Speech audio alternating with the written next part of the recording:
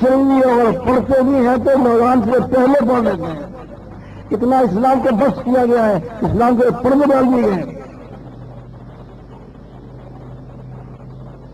امام یہ کلیتاً مصروف ہے، نہ کوئی کہتا ہے نہ کرتا ہے نہ عمل کرتا ہے. تو حضرت عثمان رضی اللہ تعالیٰ عنہما کے زمانے میں کئی آدمی تھے جو صفوں کو سیدھا کیا کرتے تھے، موتا مالک میں موجود تھے، اور جب وہ آ کر اطلاع کرتے تھے کہ تمام صفیں سیدھی ہو گئی ہیں، اس کے بعد امام اللہ اکبر کہا کرتا تھا. یہ بالکل متروک ہے. امام صاحب اپنی جگہ پہ کھڑے ہو کر اتنا کہہ دے تو بات دوسری ہے کہ استوو، اس کے بعد کچھ نہیں. وہ نہیں پھرتے، وہ صفوں میں نہیں گھستے، ادھر ادھر نہیں پھرتے، کندھے سیدھے نہیں کرتے، قدم کا قدم نہیں ملاتے. یہ ساری باتیں جو ہیں یہ کلیتاً متروک ہے. کہیں چلے جائیں آپ دیکھیں گے کہیں اس پر عمل نہیں ہے، ایک بھی جگہ عمل نہیں. پوری دنیا میں آپ چلیں چراغ لے کے ڈھونڈنے سے کہیں مل جائے عمل، اور اس پر پردے ڈال دیے گئے. کوئی بیان بھی نہیں کرتا کہ اللہ کے رسول صلی اللہ علیہ وسلم خود صفیں سیدھی کرتے تھے، آگے پیچھے کرتے تھے، سینوں کو برابر کرتے تھے، اور اس طرح سے وہ صفوں میں پھرتے تھے. قدم سے قدم ملانا.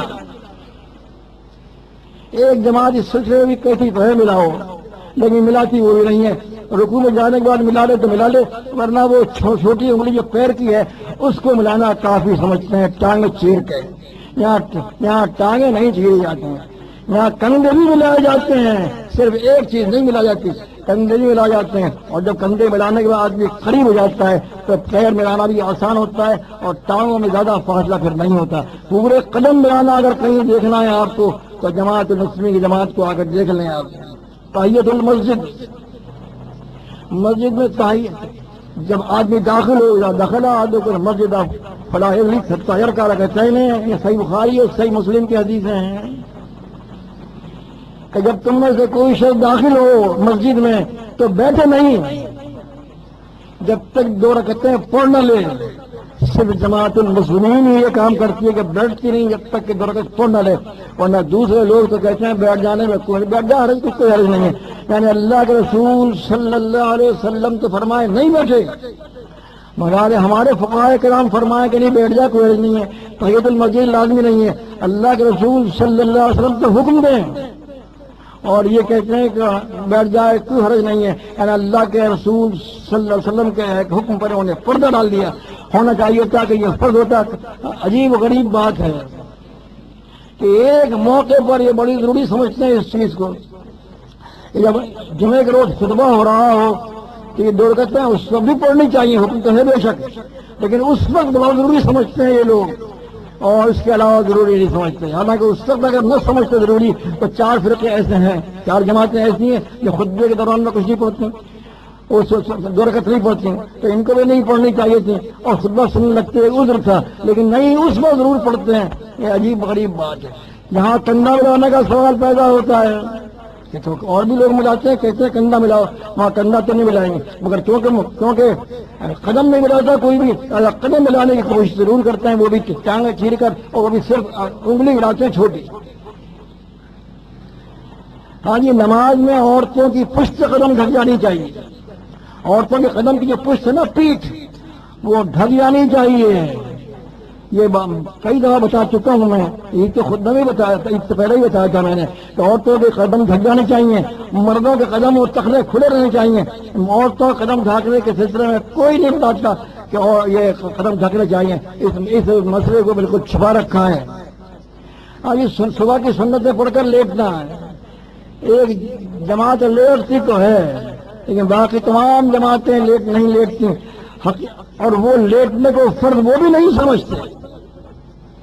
ہاں لیٹتے ضرور ہیں، فرض نہیں سمجھتے.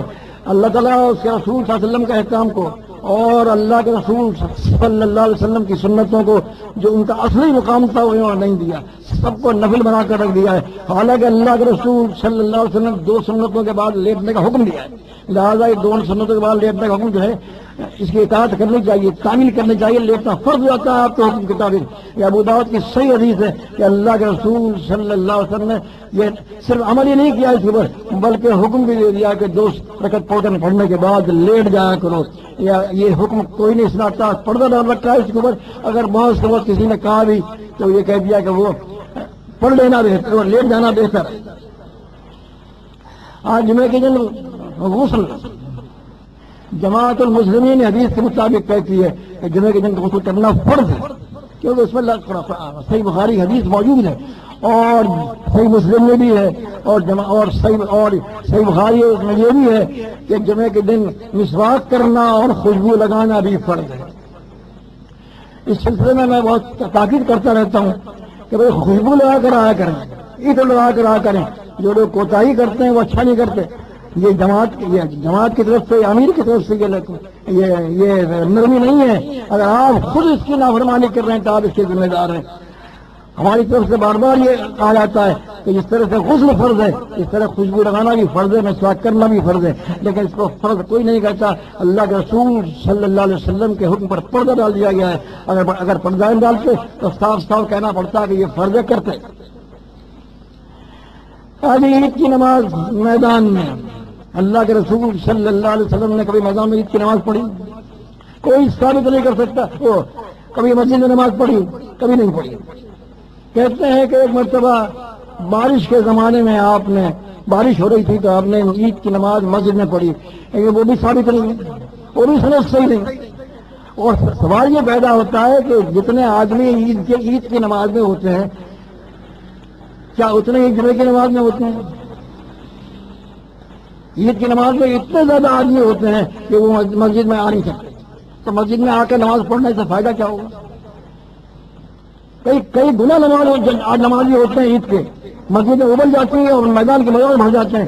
یہ نہیں ہو سکتا کہ مسجد میں آنے کے بعد عید کی نماز ہو اور تمام بارش سے محفوظ ہو جائیں۔ اگر خیر مان بھی لے جائے کہ بارش میں نماز پڑھی تھی تو یہ جتنے اب لوگ نماز پڑھتے ہیں مسجدوں میں، کیا یہ بارش میں سے پڑھتے ہیں؟ انہوں نے قطعاً اللہ کے رسول صلی اللہ علیہ وسلم کی سنت کا خیال نہیں کیا اور اس کو بڑھا دیا۔ اور جب ان سے کہا جائے تو یہی کہتے ہیں اتنے بڑے بڑے علماء یہ کام کرتے ہیں کہ انہوں نے معلوم گئی یہ سنت ہے۔ تو یہ ایک جواب ان کے پاس ہے جو اہل کتاب بھی دیا کرتے تھے، اور جو آبا و اجداد کی تقلید میں جو کفار مکہ کہا کرتے تھے، وہی ایک جواب ان کے پاس اب بھی موجود ہے۔ آج عید کی نماز اور عورتیں، اللہ کے رسول صلی اللہ علیہ وسلم نے عید کی نماز میں عورتوں کو آنے کا حکم دیا ہے۔ حضرت عطیہ رضی اللہ تعالیٰ فرماتی ہیں امر نبی اللہ صلی اللہ علیہ وسلم، ہمیں رسول اللہ صلی اللہ علیہ وسلم نے حکم دیا عید کی نماز میں آنے کا۔ ایک جماعت آتی تو ہے، لے کے آتی ہے، لیکن سب نہیں آتی ان کی۔ کیوں نہیں آتی؟ کہ اس حکم کو انہوں نے حکم نہیں سمجھا، نفل سمجھا ہے۔ اور باقی جماعتوں کے یہاں تو یہ ہے ہی نہیں، زیادہ زیادہ نفل سمجھا ہے، اور ایک جماعت نے تو اس کو مکروہ سمجھا ہے۔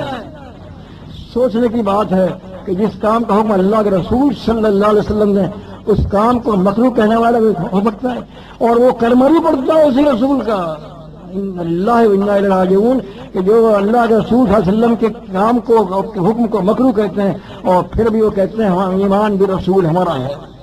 ایمان بھی رسول کا تقاضا یہ ہے کہ اپنی تمام عقلوں کو، تمام مسلکوں کا بالا اتفاق رکھ دو، آپ مجبور ہیں سنت پر عمل کرنا ہے، آپ مجبور ہیں۔ مجبوری تو یہ ہے کہ اللہ کے رسول صلی اللہ علیہ وسلم نے حکم دیا، جب حکم دیا تھا تو کیوں نہیں عمل ہوتا اس پر؟ اس حکم کو چھپا رکھا ہے۔ اور وہ لوگ جو کہتے ہیں کہ دوش بدوش عورتوں کو لانا چاہیے، مردوں کو دوش بدوش چلے ہر جگہ، تو جہاں وہ اللہ کے رسول صلی اللہ علیہ وسلم کے حکم پر عمل کر کے وہ دوش بدوش عیدگاہ میں کیوں نہیں لاتے؟ نہیں لائیں گے۔ یہاں ان کا مذہب مانے ہے، جہاں مذہب مانے ہیں وہاں تو کسی پر دوش بدوش نہیں کرتے، اور جہاں اسلام مانے ہوتا ہے وہاں پر وہ دوش بدوش لا کر اسلام کے خلاف ورزی کرتے ہیں۔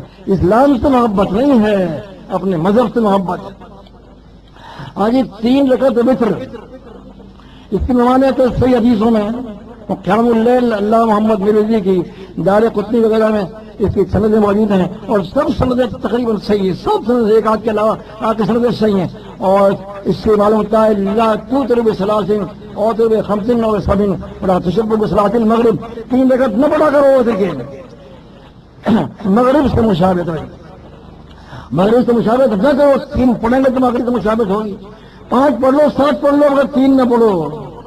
لیکن کوئی نہیں مانتا، یہ بھی چھپا رکھا ہے، اس کو بھی دبا دیا ہے، اور سب لوگ 3 پڑھ رہے ہیں آج کل، کوئی اس کو انکار نہیں کرتا۔ ہاں جی، آل محمد صلی اللہ علیہ وسلم، اس سے مراد عام طور